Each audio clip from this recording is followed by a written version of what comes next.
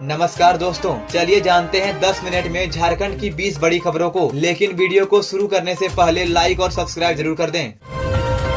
राहुल गांधी की बड़ी मुसीबत, चाईबासा कोर्ट ने जारी किया गैर जमानती वारंट। कांग्रेस नेता राहुल गांधी की मुश्किलें बढ़ गई है। झारखंड के चाईबासा एमपी एमएलए कोर्ट ने उनके खिलाफ गैर जमानती वारंट जारी किया है। कोर्ट ने उन्हें 26 जून को अदालत में पेश होने का आदेश दिया है। राहुल गांधी के वकील ने कोर्ट में पेश से छूट की अर्जी लगाई थी, लेकिन कोर्ट ने इसे खारिज कर दिया और खुद कोर्ट में हाजिर होने को कहा। यह मामला साल 2018 का है। 28 मार्च 2018 को कांग्रेस के अधिवेशन में राहुल गांधी ने बीजेपी के खिलाफ एक बयान दिया था। इस बयान को लेकर बीजेपी नेता प्रताप कुमार ने उनके खिलाफ मानहानि का केस दर्ज कराया था। पहले यह केस चाईबासा सीजीएम कोर्ट में था, फिर हाई कोर्ट के आदेश पर 2020 में यह case Ranchi special MP MLA court में गया। बाद में इसे फिर से चाईबासा एमपी एमएलए कोर्ट भेज दिया गया। कोर्ट ने कई बार समन भेजा, लेकिन राहुल गांधी पेश नहीं हुए। जब जमानती वारंट जारी हुआ तब भी वे कोर्ट नहीं आए और उनके वकील ने हाई कोर्ट में वारंट रोकने की अर्जी दी, जिसे कोर्ट ने रद्द कर दिया। अब कोर्ट ने राहुल गांधी के खिलाफ गैर जमानती वारंट जारी कर दिया है और सीधे कोर्ट में पेश होने का आदेश दिया है।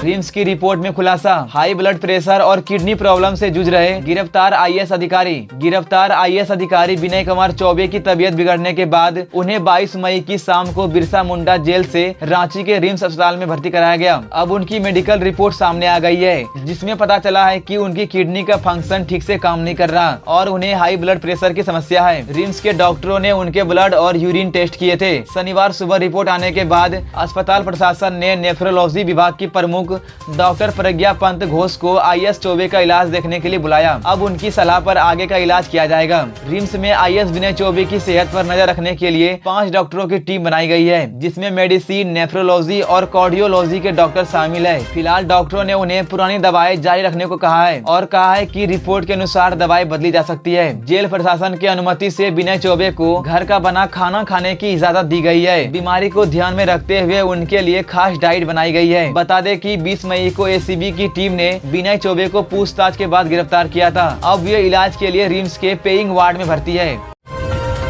बाबूलाल मरांडी का हेमंत सरकार पर हमला, कहा झारखंड में संवैधानिक संस्थाएं पंगु बना दी गई। धनबाद पहुंचे भाजपा प्रदेश अध्यक्ष और नेता प्रतिपक्ष बाबूलाल मरांडी ने झारखंड सरकार पर बड़ा आरोप लगाया है। उन्होंने कहा कि हेमंत सोरेन सरकार ने राज्य की संवैधानिक संस्थाओं को पूरी तरह पंगु बना दिया है। शुक्रवार को धनबाद सर्किट हाउस में पत्रकारों से बात करते हुए मरांडी ने कहा कि झारखंड में शराब घोटाला दिल्ली से भी बड़ा है। झारखंड के 2 अधिकारी जेल जा चुके हैं और इससे पहले मुख्यमंत्री खुद भी जेल जा चुके हैं। अब सरकार के प्यादे भी जेल की राह पर हैं। बाबूलाल मरांडी ने कहा कि झारखंड के डीजीपी अनुराग गुप्ता का कार्यकाल 30 अप्रैल को खत्म हो चुका है, फिर भी उन्हें पद पर बनाए रखा गया है और कई अहम विभागों की जिम्मेदारी दे दी गई है। यह साफ दिखाता है कि सरकार की मंशा ठीक नहीं है। मरांडी ने आरोप लगाया कि राज्य में जमीन, बालू और कोयले की खुलेआम लूट मची है। हर विभाग में भ्रष्टाचार चरम पर है और अफसर बेलगाम है। उन्होंने कहा कि झारखंड में लोकायुक्त, महिला आयोग, सूचना आयोग और उपभोक्ता फोरम जैसे संस्थाओं में सालों से अध्यक्ष और सदस्यों के पद खाली पड़े हैं। यह सब हेमंत सरकार की गड़बड़ियों को छिपाने की कोशिश है।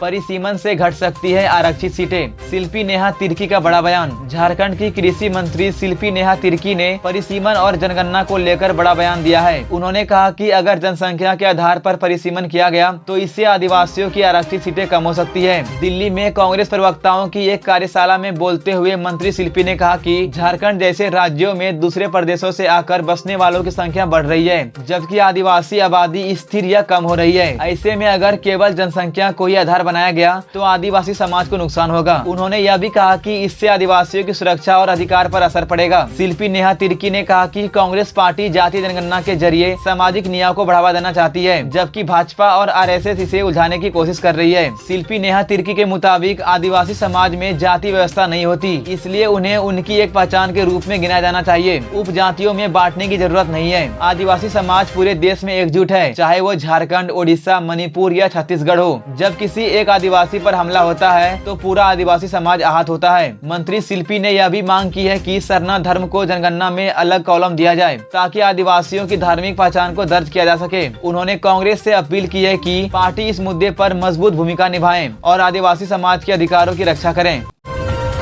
झारखंड में बारिश का ऑरेंज अलर्ट जारी, सभी जिलों में बारिश और बिजली गिरने का खतरा। झारखंड के सभी जिलों में आज बारिश, तेज हवा और आकाशीय बिजली गिरने की चेतावनी दी गई है। मौसम विभाग रांची ने ऑरेंज अलर्ट जारी किया है। 24 मई को राजधानी रांची समेत कई इलाकों में 40 से 50 किलोमीटर प्रति घंटे की रफ्तार से हवा चल सकती है। हल्की से मध्यम बारिश और ओलावृष्टि की संभावना है। मौसम विभाग के अनुसार 29 मई तक राज्य के अधिकतर जिलों में गर्मी से राहत मिलेगी। अधिकतम तापमान 40 डिग्री सेल्सियस से नीचे ही रहेगा। बीते 24 घंटे में कई जिलों में बारिश हुई है। सबसे ज्यादा बारिश चाईबासा में हुई है। सबसे ज्यादा तापमान डाल्टनगंज और सबसे कम लातेहार में दर्ज किया गया है। आइए जानते हैं आखिर किस जिले में सबसे ज्यादा असर पड़ेगा। देवघर, धनबाद, दुमका, गिरिडीह, गोड्डा, जामताड़ा, पाकुड़ और साहेबगंज को छोड़कर बाकी जिलों में तेज हवा और वज्रपात का खतरा है। अब बात कर लेते हैं अगले 5 दिनों तक मौसम कैसा रहेगा। 25 और 26 मई को उत्तर पूर्वी झारखंड में गरज के साथ बारिश और 50 किलोमीटर प्रति घंटे की रफ्तार से हवा चल सकती है। 27 और 28 मई को पूरे राज्य में कहीं कहीं पर तेज हवा और बारिश होगी। वहीं रांची की बात करें तो 28 मई तक गरज, बिजली और बारिश जारी रह सकती है।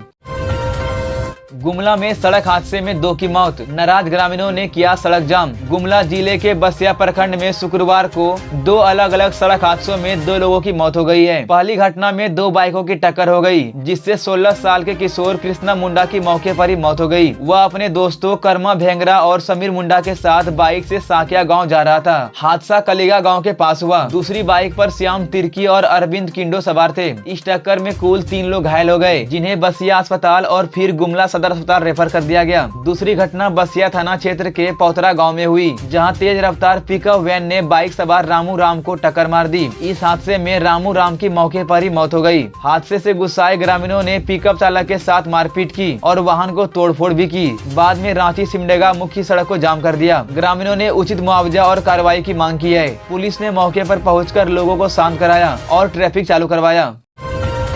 10 लाख का इनामी अपराधी पुलिस मुठभेड़ में ढेर, 2 अन्य नक्सली भी मारे गए। झारखंड के लातेहार जिले में शनिवार सुबह पुलिस और नक्सलियों के बीच जबरदस्त मुठभेड़ हुई। इस मुठभेड़ में जेजेएमपी का सरगना और 10 लाख का इनामी नक्सली पप्पू लोहरा मारा गया। उसके साथ 5 लाख का इनामी नक्सली प्रभात गंजू भी मारा गया, जबकि एक नक्सली घायल हुआ है। यह मुठभेड़ लातेहार थाना क्षेत्र के ईचाबार जंगल में हुई। सुरक्षा बलों को खबर मिली थी कि पप्पू लोहरा अपने साथियों के साथ किसी बड़ी वारदात की साजिश रच रहा है। लातेहार एसपी कुमार गौरव के नेतृत्व में पुलिस और सीआरपीएफ की टीम ने सर्च ऑपरेशन शुरू किया। तभी जंगल में छिपे नक्सलियों ने पुलिस पर फायरिंग कर दी। जवाबी कार्रवाई में 3 नक्सली मारे गए। इस मुठभेड़ में सेट 1 का एक जवान अवध सिंह घायल हुआ, जिसे रांची के रिम्स अस्पताल में भर्ती कराया गया है। पुलिस के साथ पप्पू लोहरा की पुरानी तस्वीर भी एक समय चर्चा में थी, जब 2018 में वो सुरक्षा बलों की मदद करते नजर आया था। बाद में यही पप्पू फिर से नक्सली गतिविधियों में शामिल हो गया था। इस घटना के बाद पुलिस और सुरक्षा एजेंसियों को बड़ी सफलता मिली है। झारखंड के लेटेस्ट न्यूज को सबसे पहले देखने के लिए हमारे चैनल को सब्सक्राइब जरूर करें।